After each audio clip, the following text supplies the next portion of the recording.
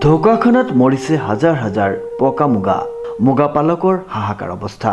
উল্লেখযোগ্য যে মুগা খেতিৰ বাবে বিখ্যাত সোণালী সূতাৰ দেশ ঢকুৱাখানাত এতিয়া সংকটৰ সন্মুখীন হৈছে মুগা পালকসকল।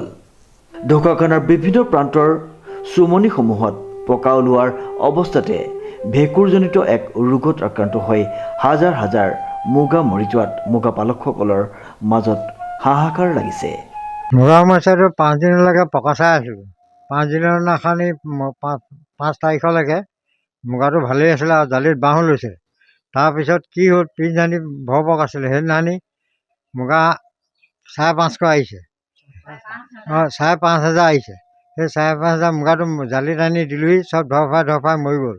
তাৰপৰা কি হৈছে কি নাই হোৱা সেইটো ক'ব নোৱাৰোঁ। তাৰ পিছদিনাখনি আকৌ আনিছোঁ, বেলেগে যতন লৈ পেলাই বেলেগে এঠাইত দিছোঁ, তেতিয়াও আকৌ মৰি গৈছে।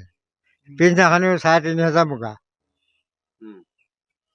কি কাৰণে হৈছে বুলি ভাবিছা? কি কাৰণ হৈছে মই একো তত্ত্ব পোৱা নাই। গছত ঠিকেই আছে, আকৌ পকা ধোঁওতেও ঠিকেই পাইছোঁ। যেতিয়া মানে সজাত ভৰাই পাচিত ভৰাই আনিছোঁ, পিছদিনাখনি পাচিত ভৰাই আনোতে মানে আনি তাতে মানে মুগাটো কি হৈছে ঠিকনা নাই। আৰু জালিত দিওঁতে মানে গোটেইখন মৰি গৈছে। এতিয়া মুগা ৰেচম বিভাগৰ মানুহ আহিছে নে? ৰেচন বিভাগৰ মানুহ 2জন আহিছিলে, লখিমপুৰৰ পৰা ফোন কৰি অনাছিলোঁ। ৰিচাৰ্জ কৰিছিলে, লৈ গ'ল। ৰিচাৰ্জ কৰোঁগৈ বোলে কিবা এটা কেমিকেল দিছে বুলি কৈছে। আমি আকৌ লৈ গৈছোঁ, আমি প্ৰমাণ কৰি কাইলৈ বোলে আপোনালোকক ক'ম।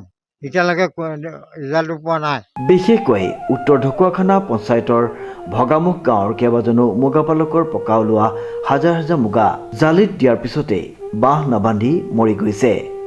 ঢকুৱাখানাৰ ভগামুখৰ বীৰেন শইকীয়া, ইন্দিবৰ শইকীয়া আৰু ললিতা শইকীয়া আৰু কেইবাগৰাকীও মুগা পালকৰ পগ ধৰা কেইবা সহস্ৰাধিক মুগা চুমনিৰ পৰা আনি জালিত দিয়াৰ পিছত কোচ খাই মৰি গৈছে।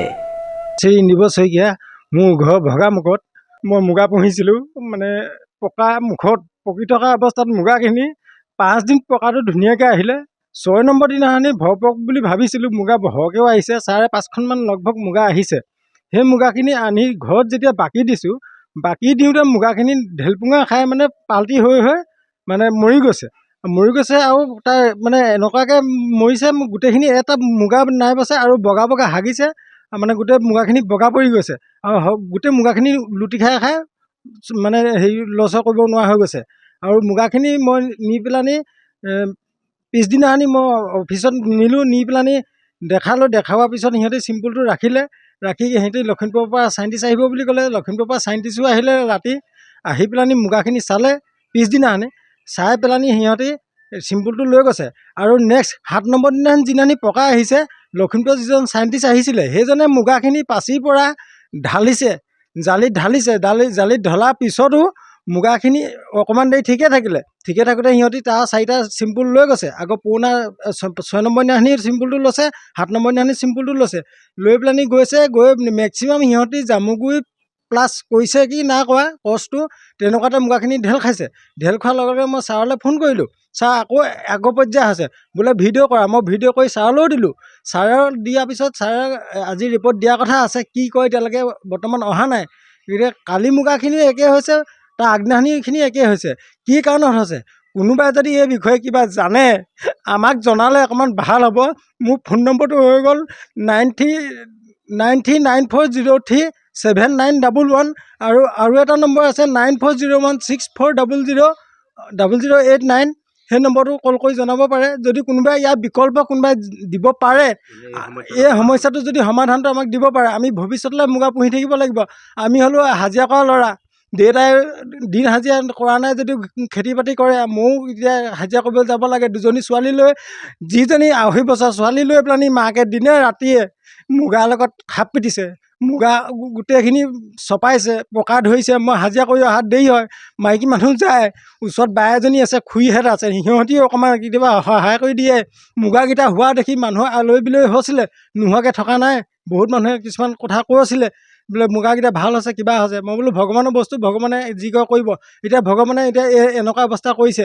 ইয়াৰ যদি কোনোবাই কিবা জানিলে মানে এই নম্বৰকেইটা দিয়াৰ কাৰণটো হৈছে, আপোনালোকে যদি জানে কিবা বিকল্প আছে মোক জনালে ভৱিষ্যতলৈ যাতে আমি হুঁচিয়াৰ হ'ব পাৰোঁ, আমি যাতে মানে নিজৰ ধ্যানত বা কাৰোবাৰ পৰামৰ্শ লৈ পেলাই যদি মই ভালকৈ মুগাকেইটা খেতিটো কৰিব পাৰোঁ, আমাৰ মানে ঘৰখন চলিবলৈ এইবিলাকে বিজনেছ।